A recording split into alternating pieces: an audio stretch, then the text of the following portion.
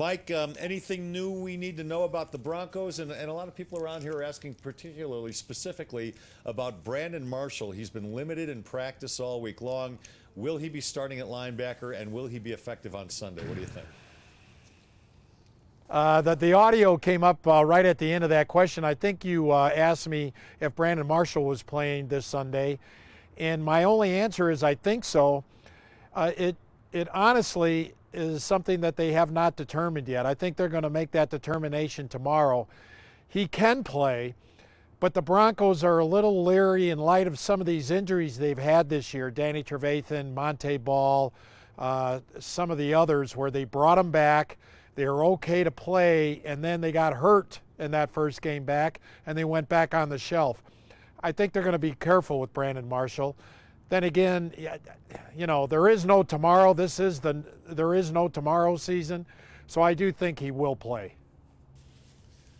Is everybody else going to be out there for this game, Mike? Do you expect good health from everybody?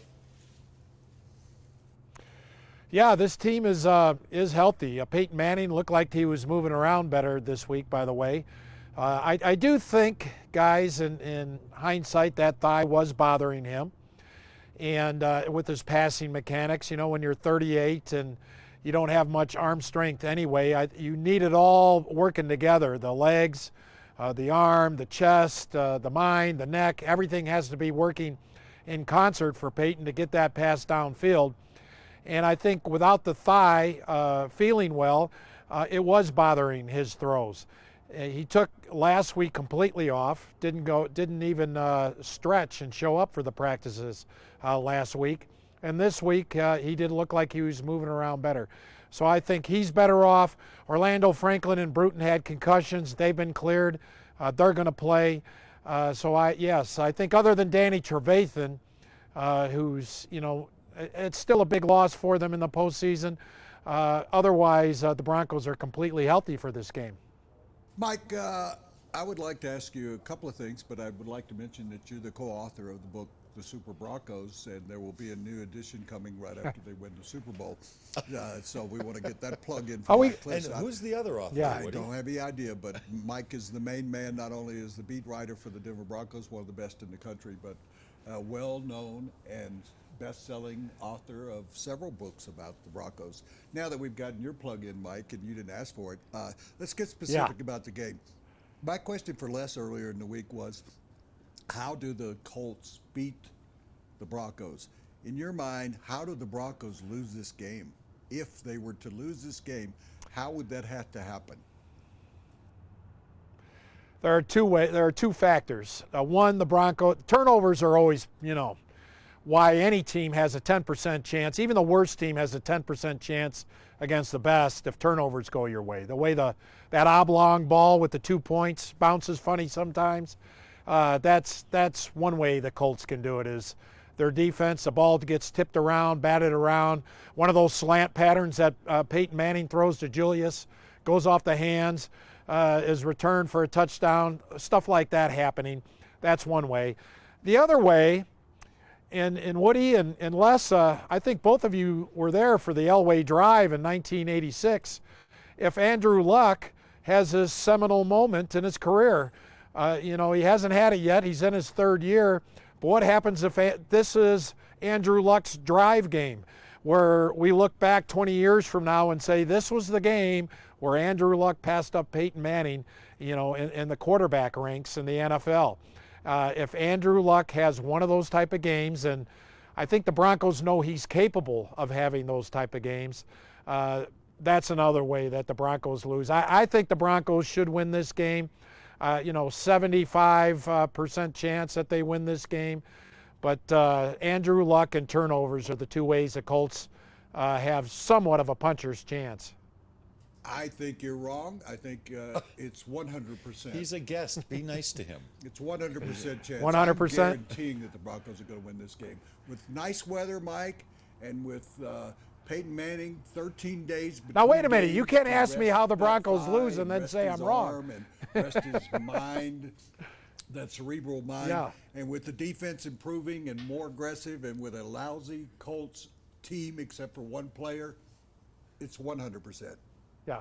How do you respond to that, Ken? Well, But you asked me how the Broncos lose.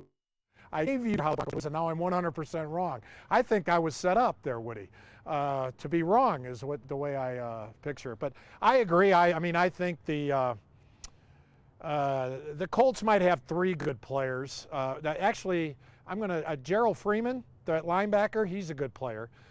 The Broncos also know Corey Redding is a good pass rusher. Those are the 2 guys on defense they're worried about.